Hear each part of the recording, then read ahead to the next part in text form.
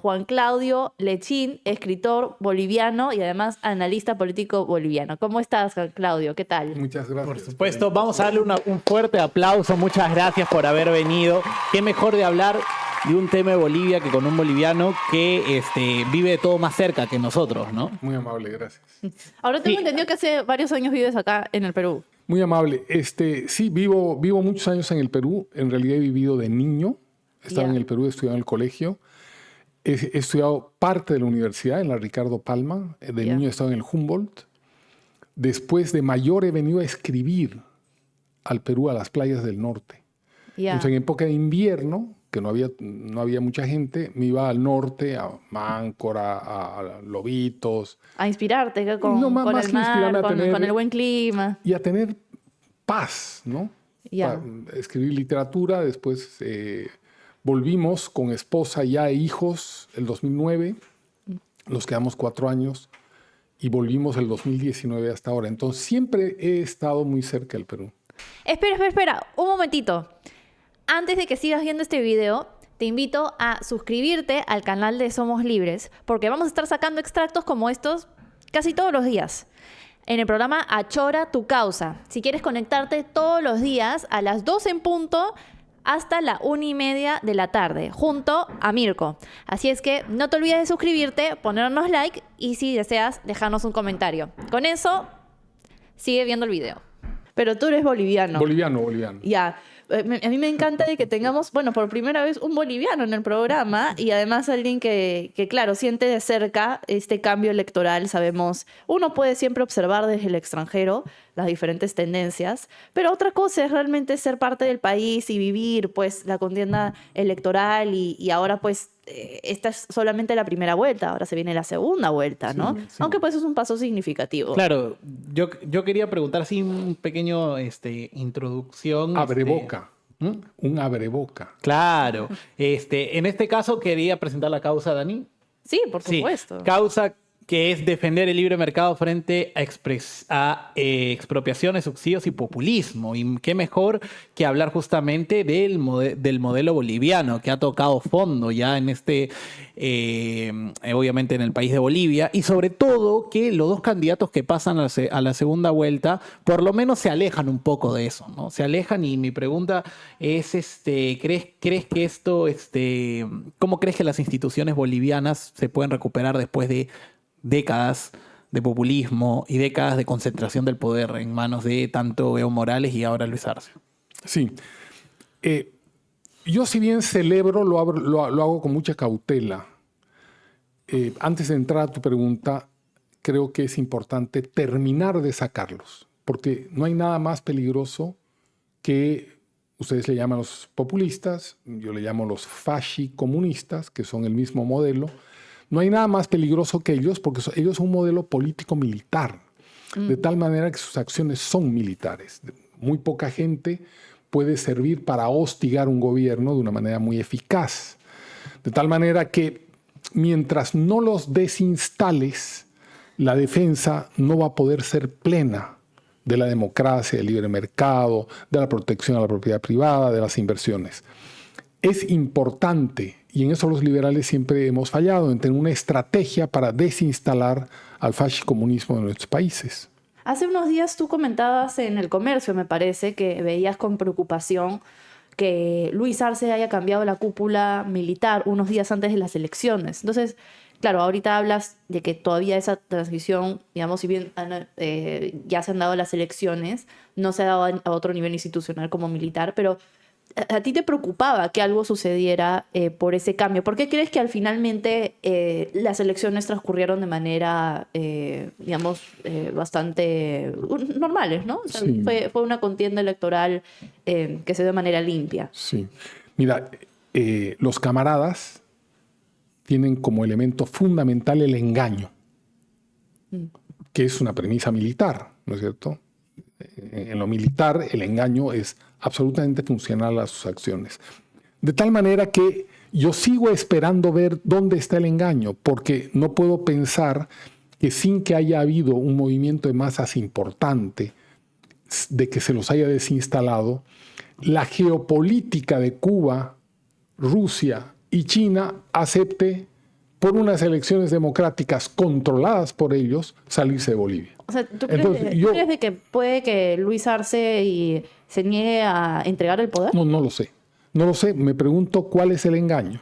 No puedo decirte, porque es gente muy talentosa en sus recursos, ¿verdad? El capitán Lara hoy aparece como un demócrata, pero ayer ya los movimientos sociales adeptos a Evo Morales lo estaban apoyando. Al hermano Lara. De tal manera que es... ¿Quién es el capitán Lara? Perdón, para quienes no El sabemos. capitán Lara es el vicepresidente de Rodrigo Paz. Oh. Es un TikToker, un hombre que se negó, dice el mito, no sé si será cierto, dice el mito que se opuso a un acto de corrupción de sus superiores y que lo botaron de la fuerza policial y que se dedicó a hacer TikToks y se volvió un tipo, un influencer del TikTok. Anticorrupción. Y de ahí, Bolivia tiene ahorita un vicepresidente TikToker. TikToker. Bueno, nosotros tenemos alcaldes dibujitos, imagino. Pero bueno. Esperanzas para nosotros mismos. Esperanza. Y esperemos que estén por acá, ¿no? Para meternos unas risas con él y todo. Pero bueno, regresando al tema serio, justo hablamos de estos dos candidatos, nos cuentas que tiene un vicepresidente TikToker, bueno. Pero No, el vicepresidente actual de Luis Arce.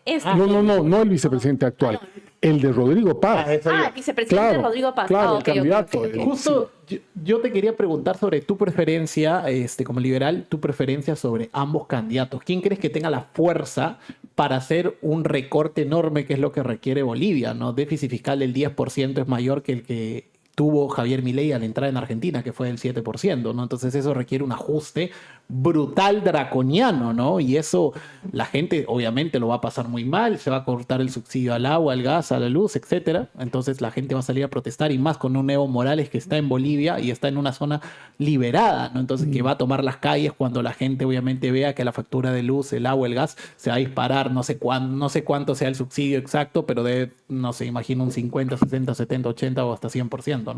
Entonces, ¿quién de los dos crees que tenga la fuerza de hacer eso? Mira, yo diría que por la decisión personal, Tuto. Pero Tuto no tiene lo necesario para ser semejante. ¿Por qué? Porque necesitas base social. A veces los liberales nos olvidamos de la parte política y social y nos concentramos en la económica. Y en general los liberales hemos jugado siempre con la economía y la tecnología y no con lo social, lo histórico, el discurso, la filosofía. Ahí le hemos delegado a los marxistas ese territorio de manera absolutamente equivocada. Entonces, el doctor Paz Estenssoro en 1985 sube al gobierno con una situación más crítica todavía. El doctor Paz, que es el papá del actual candidato. Tío, abuelo. Vale. Okay. Su papá sube en 5 años más tarde, en el 89, pero el gran héroe que se enfrenta a 27,000% de inflación es el doctor Paz Estenssoro, que vive en Lima mucho tiempo. Él estuvo exilado en Lima durante muchos años. El tío abuelo del actual candidato. Del Paz Pereira, Okay. ¿no es cierto? Ese caballero, que ya había sido presidente en 1952, sí tenía una base social con el MNR para enfrentar, tanto que nosotros nos opusimos a las medidas de Paz Estenssoro, digo nosotros, la izquierda, en aquel momento yo era parte de la izquierda, los sindicatos, y el doctor Paz nos colectó a todos que estábamos haciendo una huelga de hambre y nos mandó confinados a la selva. A cuarteles de la Armada, ya listo, fuera muchachos, ¿no? Y ahí consiguió imponer lo que se llamó en su momento el decreto 21060. Pero tiene no solamente el apoyo del voto, tiene apoyo, porque era un viejo partido boliviano, de la masa, del pueblo, movilizado, y logra neutralizarnos porque además la gente estaba harta de la situación económica. Entonces, digamos, esa experiencia previa a Milei la habíamos tenido en Bolivia. ¿Me explico? Ya cuando Milei aparecía y todo el mundo me decía, es un loco, yo decía, pero sí, yo lo he visto, esta película la he visto yo en Bolivia, la estabilización, con magníficos éxitos. En este caso creo que Tuto tiene más claro el panorama de lo que hay que hacer en términos económicos. Creo que Rodrigo es más político, sin mencionar el vicepresidente Lara, que podría tener un apoyo, según se rumorea, oscuro del MAS.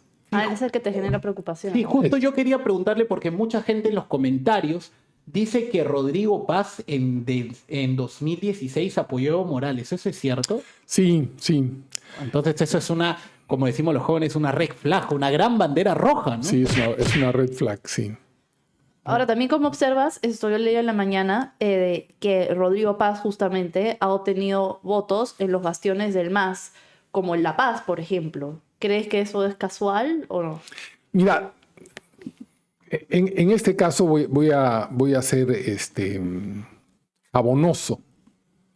Jabonoso. Jabonoso. Ya. O sea, en lugar de dar una respuesta clara y directa como se debe hacer, voy a poner dos escenarios. Existe la posibilidad, si somos bien pensados, si queremos pensar bien de Rodrigo, que los votos del MAS, del masismo decepcionado, los votos andinos, los votos del bloque andino que solían ir al MAS, en lugar de ir a los neoliberales, han ido a alguien intermedio. Naturalmente, si somos bien pensados. Si somos mal pensados y estimamos que hubo un trabajo de redes, y ahorita voy a explicar qué significa un trabajo de redes, podemos estimar que el MAS provoca ese apoyo. Ya. Ahora, Y les pero puedo explicar. Evo Morales pidió voto nulo. Entonces, ¿cómo, Sí, no, cómo- no. cómo Pero, entenderíamos sí, eso? entenderíamos que Evo Morales nunca gobernó Bolivia, ¿no? Eso es muy importante. Ok. Un inútil como Evo Morales no es capaz de gobernar una tienda de abarrotes, mucho menos un país. En Bolivia gobernó y lo mantuvo en el gobierno Cuba. La inteligencia cubana hilvanó la política boliviana completamente. Entonces, sí, es muy difícil quedarse en el poder. Pensar que uno se puede quedar en el poder solamente por la institucionalidad es un absurdo, ¿no? Tienes que tener fuerzas contingentes que te permiten quedarte en el poder, no solamente la ley, ¿no? Tipos como Sánchez de Lozada, un tipo famoso, inteligente, etcétera, se cae. Y así ha sucedido con un montón de políticos. Necesitas técnica política para quedarte en el gobierno. Y a Evo Morales, quien lo apoya, quien lo lleva, quien lo auspicia, ya desde el año 1994 es Cuba. Sí, entonces a mí me queda clarísimo que Rodrigo Paz tiene dos grandes, como dijimos, banderas rojas o preocupaciones, que es que ha ganado en zonas del MAS, y segundo, que apoyó a Evo Morales en el 2016, lo cual es preocupante, muy preocupante. Entonces, yéndonos ahora a Jorge Quiroga, que él se autodenomina liberal. Yo no sé si sea liberal. O sea, mucha gente ahora se autodenomina liberal y no significa que lo sean, ¿no? Yéndonos a Jorge Quiroga, que está en segunda vuelta, ¿qué necesita para ganarle a su contrincante, Rodrigo Paz? Pueblo. Pero ¿cómo lo ves a él políticamente? ¿Es chabacano? ¿Es divertido? No, pues no. ¿Qué le gusta a la sociedad boliviana en un candidato? ¿Qué busca? Lo que necesita es pueblo. Necesita alguien más chabacano, más gritón, que use la palabra como arma, que tenga ese... Es muy correctito. Claro, él trata de hacer unos chistes muy gringos, muy americanos. Él es un tipo inteligente, ha sido presidente de Bolivia. No sé si es un liberal by the book, pero digamos que es el más liberal de todos. Pienso que haría un gobierno, sería capaz de llevar adelante un gobierno con cierta solvencia. Creo que está capacitado. Pero perdón, antes, para cerrar el tema de Rodrigo Paz, supongamos, porque cuando decimos ha ganado en bastiones del MAS, un poco le estamos poniendo la cruz, ¿no? Y no tenemos suficientes elementos como para ponerle la cruz. Hay sospechas, hay red flags, pero yo diría que si yo fuera Dios y pudiera determinar las cosas, yo haría que gane Tuto Quiroga y que Rodrigo haga una evolución en la política, porque hasta ahora solamente ha hecho alcaldías, que haga una evolución en la gran política boliviana y que nos revele su verdadera naturaleza, ¿no? Yo lo conozco desde niño, Rodrigo, creo que es una buena persona, como su padre, que a pesar de que era un tipo de izquierda, hizo un gobierno absolutamente democrático pero no hubo un preso político, no hubo una nacionalización, a pesar de que tenía muchos vínculos con Cuba y invitó a Fidel Castro a su posesión. Un tipo impecable, su padre, ¿no? Creo que él viene también de esa raigambre. Para mí el temor siempre es con el capitán Lara y ver cómo un joven tiene 50 años, pero cómo un hombre joven en la política grande nacional se desenvuelve, ¿no? Entonces ahora podemos volver cuando quieran con Tuto de nuevo. ¿Cómo ves esto, más allá del apoyo popular, porque ha tenido 20% de respaldo y eso siempre puede escalar en una segunda vuelta? Más allá de eso, ¿cómo ves la configuración de las otras fuerzas políticas?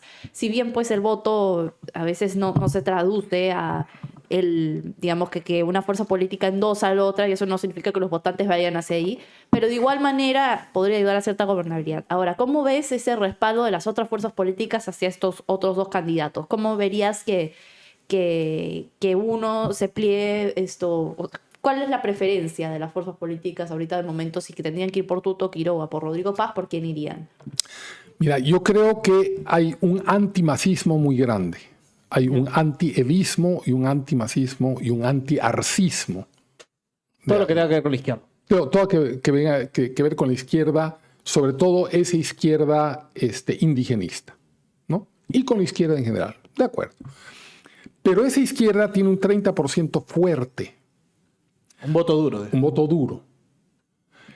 ¿Cómo se puede Entonces, en ese momento, digamos, si somos unos cirujanos de la política, vemos que Rodrigo Paz tiene una tendencia a crecer, lo cual es súper favorable. En términos electorales, mucha gente se pliega por inercia a esa estampida. Entonces, lamentablemente, más allá de muchas cosas, tiene un voto ganado a futuro, ¿no? ¿Cómo creo que Tuto tiene que comportarse para poder capitalizar el voto popular restante anti-más? El 70%. Calle. Yo dije antes la palabra pueblo, pero creo que es más exacto la palabra calle. Buscar candidatos, buscar apoyos de sectores populares, de dirigentes populares, sindicales, barriales, que tengan más calle. Él es muy señorito, siempre ha sido como muy señorito. Tipo coherente, lo hemos visto en diversos Claro, pero en escenarios. política se necesita. Necesita después. Necesita calle, quizás claro. algún improperio muy Claro, de vez en achorado, cuando. claro. Achorado como este programa, ¿no? Claro.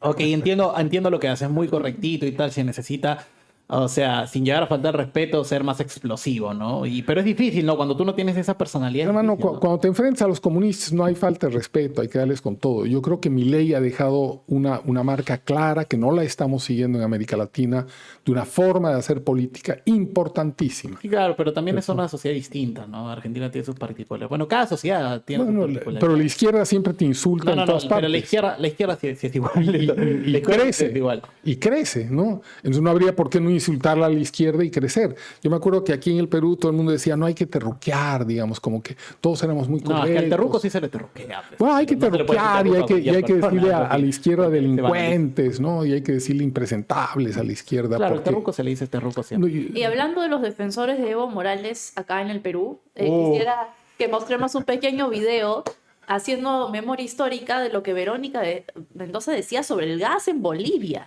A ver qué piensa nuestro invitado al respecto. Vamos a ver qué decía la heroína Verónica Mendoza. Vamos a ver. El audio, señor.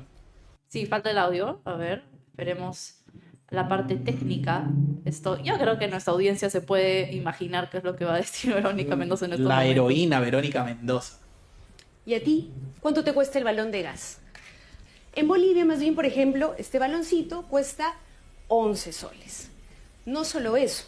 En Bolivia, hoy 40% de las familias ya tienen gas que llega a sus casas directamente mediante tubos. Por eso tenemos que exigir al gobierno que firme ya un convenio con Bolivia para que el gas empiece a llegar. Así es, Talmo. Mira, yo quiero decirte, pese a las adversidades, pese a las dificultades, un país como el nuestro, bloqueado por su asamblea, agotado ya sus reservas de gas. No tenemos gas, se nos ha agotado no se ha repuesto, como se decía.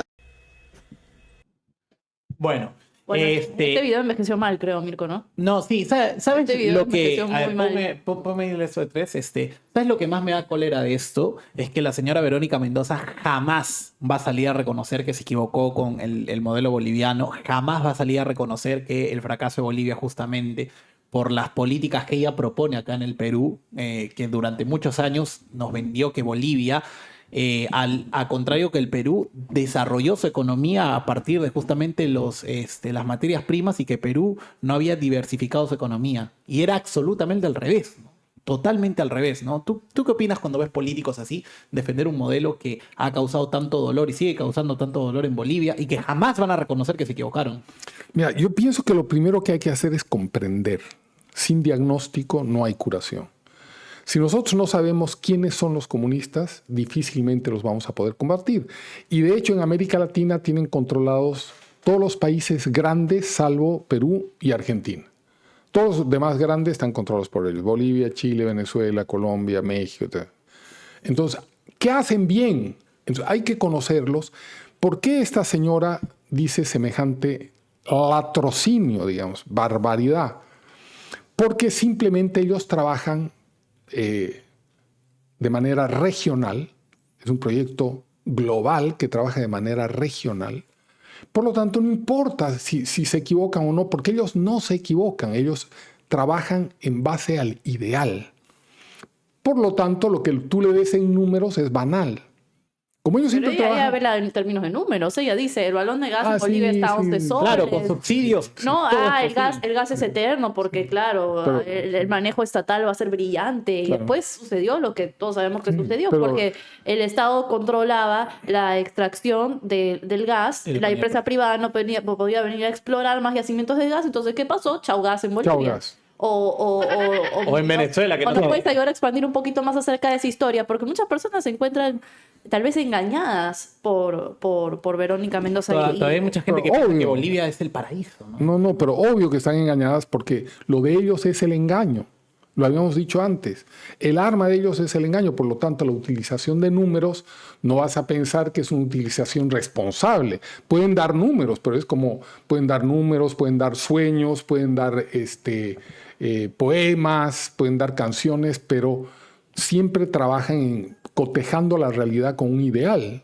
De ahí que sea tan difícil de luchar con la izquierda, porque la izquierda, ante una realidad excelente, te pone un ideal imbatible. Pero ahora el ideal se ha visto totalmente desmontado y no sé, tú que eres boliviano tal vez nos puedes decir cómo es que los bolivianos han despertado ante esto, porque evidentemente la verdad que a mí me da bastante pena, digamos, que Bolivia tenga que haber llegado a esta situación para que haya un cambio, por lo menos en el patrón de votación, porque uno pensaría, digamos, que se pueda prever de que esta situación iba a suceder, pero ahora está déficit fiscal, no hay gas, los dólares se acabaron. O sea, tiene que llegar a una situación crítica para que las personas despierten. Ahora, ¿cómo ves tú este despertar en Bolivia? ¿Han abierto los ojos ante Evo Morales y Luis Arce y este engaño de parte de la izquierda?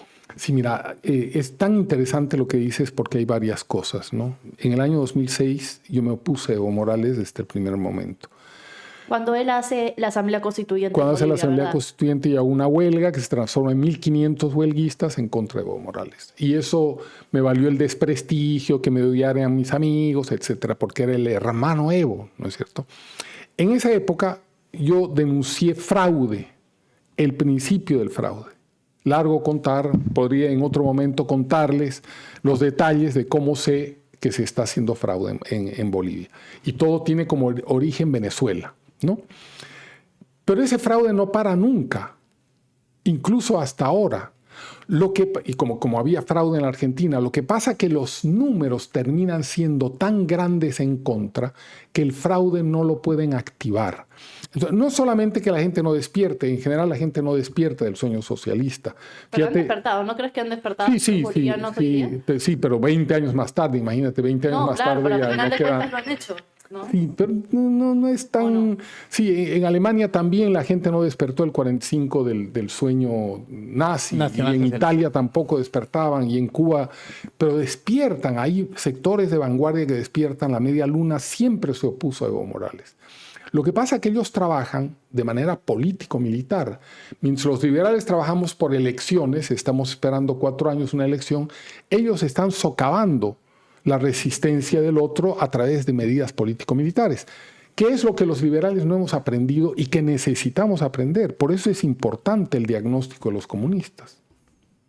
Ahora, yo quisiera mostrar, para continuar con el aspecto económico, quería mostrar otro tuit en pantalla de Julio Merino sobre cómo reportaba la prensa internacional sobre lo que era la economía boliviana, ¿no? Repasemos Esto- titulares. La prensa internacional nos contaba que la economía boliviana era un milagro, celebrando las nacionalizaciones de Evo y los subsidios como justicia social.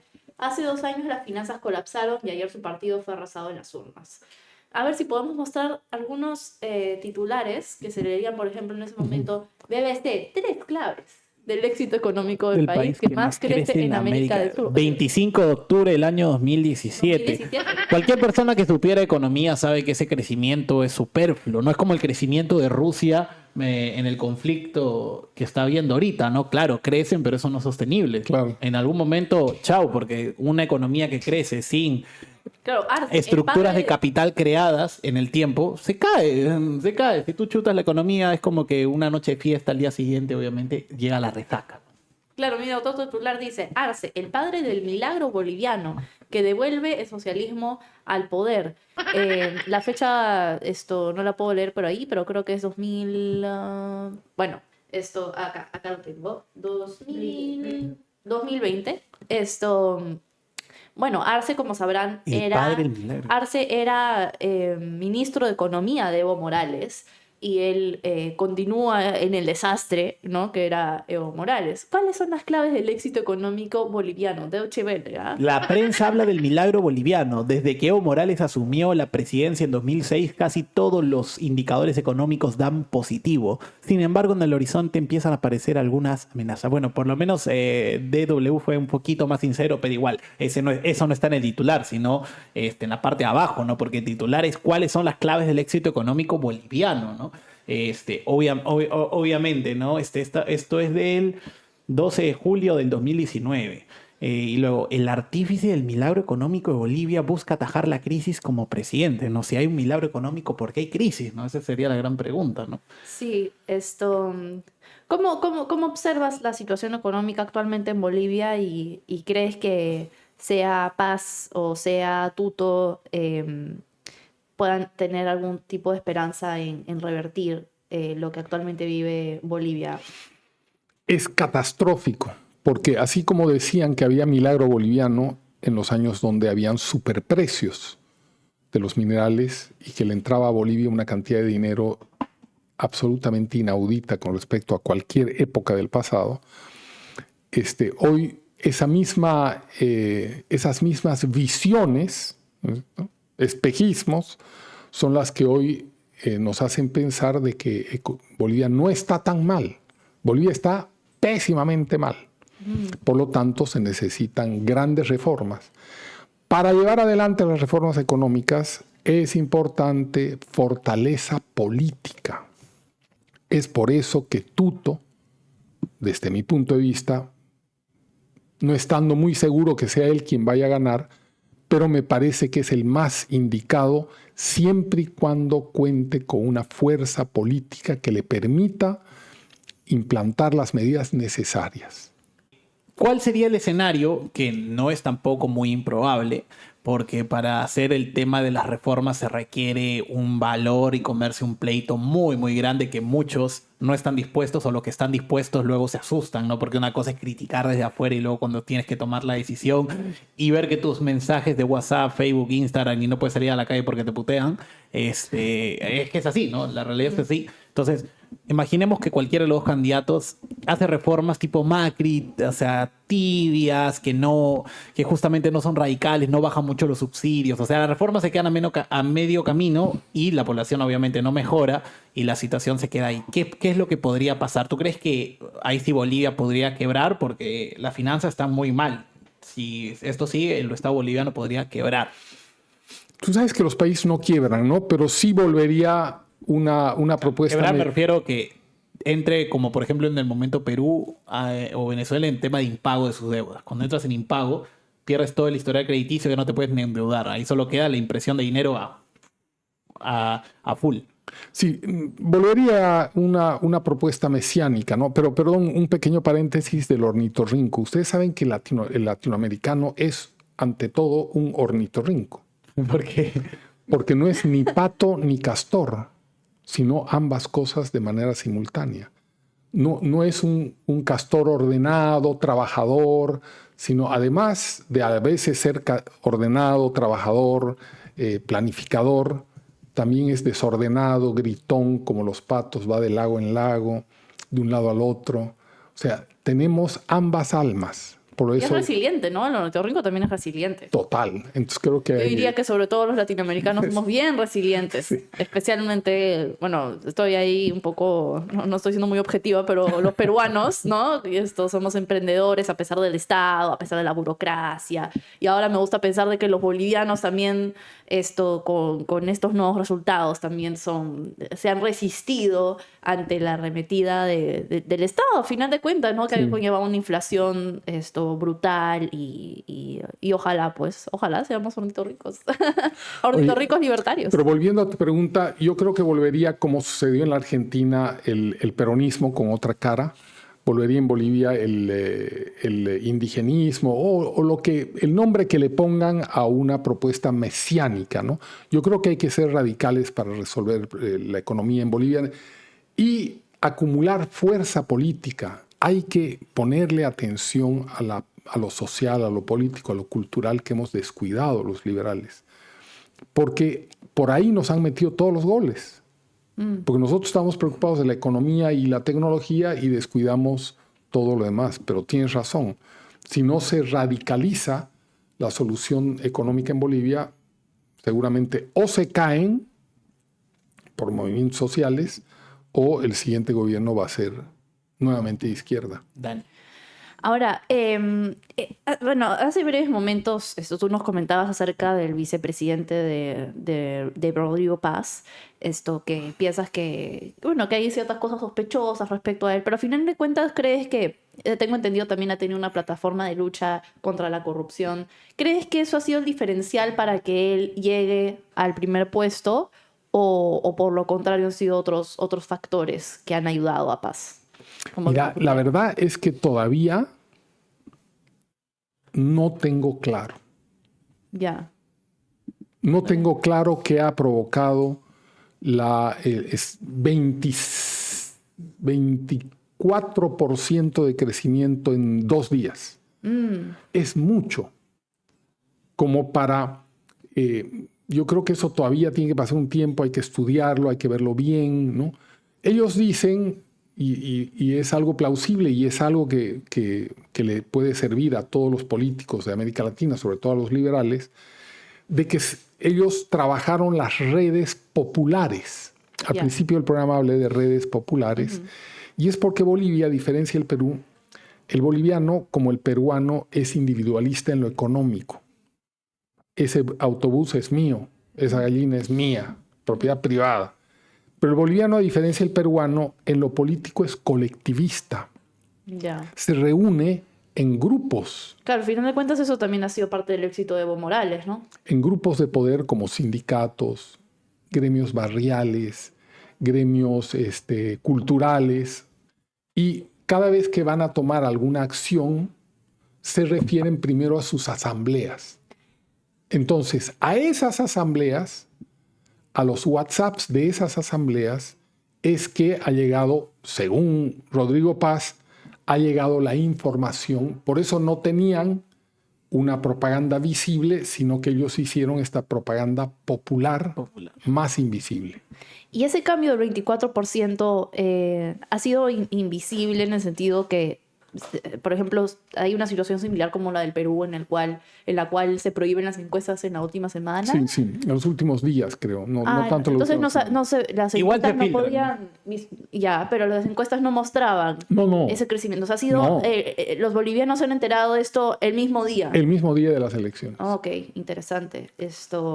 Porque esperábamos que el fraude se hiciera a favor de Andrónico, los que desconfiábamos. Ya. Estábamos esperando que la máquina del fraude se hiciera Andrónico, que es... Rodríguez, que es el alfil de Evo Morales. Ok, Sí. ok.